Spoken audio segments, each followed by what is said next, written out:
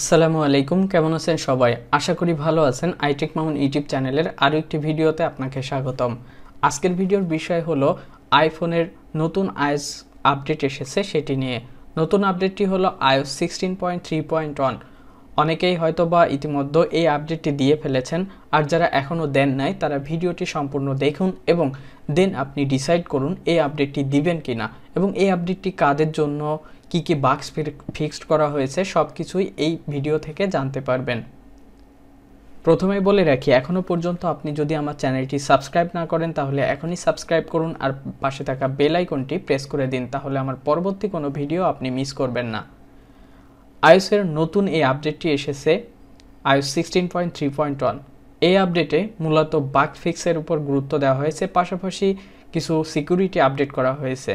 নতুন এই আপডেটে iOS এর যে বাগস ফিক্সড করা হয়েছে সেগুলোর মধ্যে প্রথম হলো আইক্লাউড।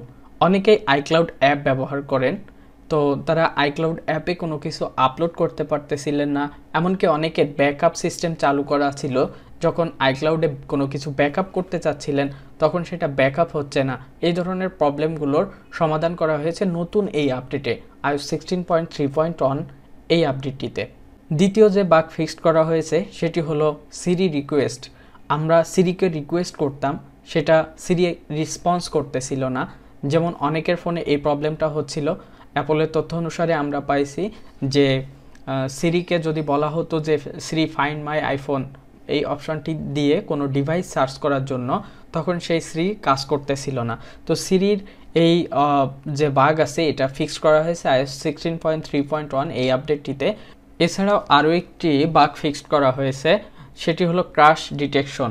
আইফোন 14 সিরিজে এই ক্র্যাশ ডিটেকশন সিস্টেমটা আছে, যেটা সবার ফোনে নাই, শুধুমাত্র 14 সিরিজে আছে।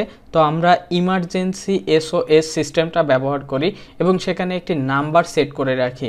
তো যাদের 14 সিরিজ আছে, আইফোন 14 সিরিজ আছে, তাদের ফোনে এই নাম্বারে অটোমেটিক্যালি কল চলে যাচ্ছিল। এই সমস্যাটির সমাধান করা হয়েছে নতুন এই iOS 16.3.1 আপডেটে।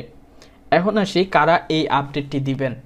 আমরা অনেকেই এই আপডেটটি দিয়ে ফেলেছি, যারা দিয়ে ফেলেছি তাদের কোনো সমস্যা নাই।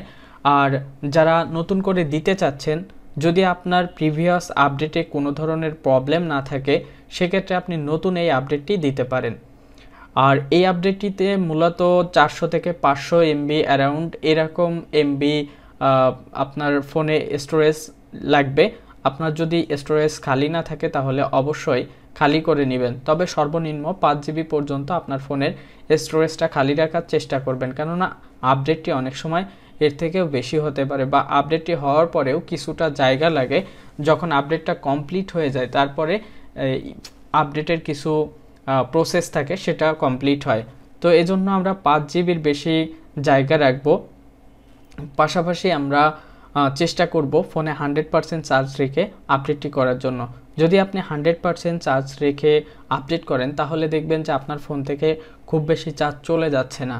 বাট আপনি যখন 60-70%-এ আপডেট করতে যাবেন তখন আপডেট হতে হতে দেখা যাবে যে আপনার ফোনের চার্জটা চলে যাচ্ছে।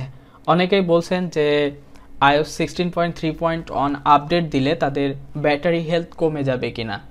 এমন হতে পারে যে আপনার ব্যাটারি হেলথ 1% কমার জন্য শুধুমাত্র 0.1 দরকার। সেক্ষেত্রে যখন আপনি আপনার ফোনটিকে আপডেট করবেন দেখবেন যে জাস্ট আপডেট করার পরপরই আপনার battery charge percentage 1%, battery health 1% কমে যাচ্ছে। পাশাপাশি দেখবেন যে আপনি যখন আপনার ফোনটা আপডেট করতেছেন তখন আপনার ফোনের যে চার্জ আছে সেটা কমে যাচ্ছে আস্তে আস্তে। তো এই আপডেটটি মূলত 1 GB 500 MB বা এরকম থাকে, যেটা নেটে অটোমেটিক আপডেট হতে একটু সময় লাগে। তো সময় যেহেতু লাগে, ব্যাকগ্রাউন্ডে আপনার ফোন ইউজ হয়, সেক্ষেত্রে কিন্তু আপনার ব্যাটারি চার্জ কমে যাবে।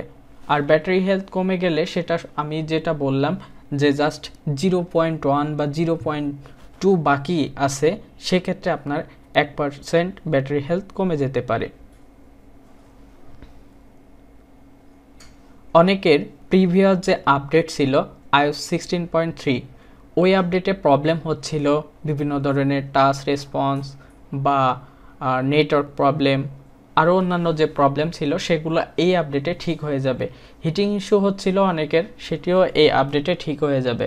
তো এই আপডেটে এখনও পর্যন্ত তেমন কোনো প্রবলেম কারোর কাছে পাওয়া যায় নাই, তবে আমি অনেকের কাছ থেকে জানতে পারলাম, মানে মেসেজ দিয়ে দিয়ে বা অনেকের সাথে যোগাযোগ করে, তো তারা বলল যে তাদের টাচ রেসপন্স একটু কম হচ্ছে, সেটা আইফোন 14 ক্ষেত্রে।